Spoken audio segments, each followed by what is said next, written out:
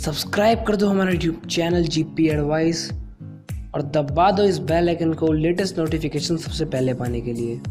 नमस्कार दोस्तों, आज सभी का हमारे आपके यूट्यूब चैनल जीपी टेस्ट में बहुत स्वागत है। तो दोस्तों, आप में से बहुत सारे क्लास 10th और 12th स्टूडेंट का क्वेश्चन था कि सर अगर हमें कोई क्वेश्चन का आंसर नहीं आता तो क्या हम उसके क्वेश्चन का आंसर बनाकर लिख कर आ सकते हैं।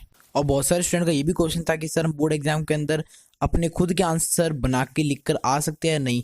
तो दोस्तों, ये बहुत सारे स्टूडेंट ने मुझसे ये वाले क्वेश्चन पूछे थे। तो दोस्तों, आज की वीडियो में आप सभी को इसी क्वेश्चन का आंसर देने वाला हूं। तो दोस्तों, वीडियो पूरी एंड तक देखना और अगर कोई वीडियो अच्छी लगे तो प्लीज अपने फ्रेंड्स से वीडियो जरूर शेयर करना। तो बिना टाइम वेस्ट के वीडियो को स्टार्ट करते हैं।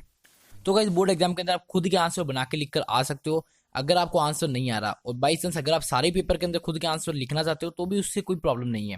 बट जो आप आंसर लिखोगे उनकी सारों की लैंग्वेज बिल्कुल सही होनी चाहिए और उसका जो मीनिंग है वो भी बिल्कुल सही होना चाहिए। जरूरी नहीं कि आप सारे आंसर के अंदर बुक की लैंग्वेज यूज करो, खुद के आंसर बना के लिख कर आ सकते हो। सीबीएसई खुद कहती है कि आप खुद की क्रिएटिविटी दिखाओ आंसर के अंदर, उससे आपको एक्स्ट्रा मार्क्स मिलेगी।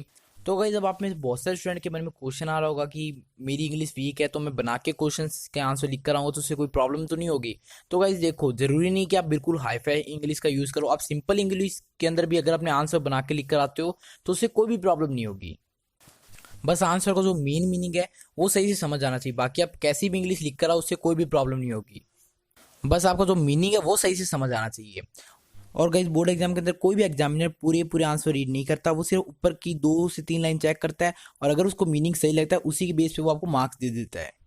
और गाइस, आंसर्स के अंदर प्रेजेंटेशन और राइटिंग का भी बहुत ज़्यादा इंपॉर्टेंस होता है। तो गाइस, अब अगर आप बोर्ड एग्जाम के अंदर अपने खुद के आंसर बना के लिख कर आते हो तो उससे कोई भी प्रॉब्लम नहीं होगी। आपको जितने मार्क्स मिलने चाहिए उतने ही मिलेंगे। खुद के आंसर बना के लिख कर आने से आपके मार्क्स नहीं कटेंगे। आप जितना लिख कर आओगे उसी के बेस पे आपको मार्क्स मिलेंगे। तो गाइस, मेरे को उम्मीद है कि आपको अपने क्वेश्चन का आंसर मिल गया होगा। अगर आपको क्वेश्चन का आंसर मिल गया तो प्लीज़ इस वीडियो को लाइक करो और अपने सारे फ्रेंड्स से शेयर करो जिससे उनके भी डाउट्स क्लियर हो सके और वो भी अपनी स्टडी पे बिल्कुल अच्छी तरीके से ध्यान दे सके। तो दोस्तों, इस वीडियो में इतने। अगर आपको इसी तरीके का कोई दूसरा क्वेश्चन है तो जरूर कमेंट करके बताओ। तो अपने फिर मिलेंगे नेक्स्ट वीडियो में। तो ध्यान रखो, लाइफ एंजॉय करो।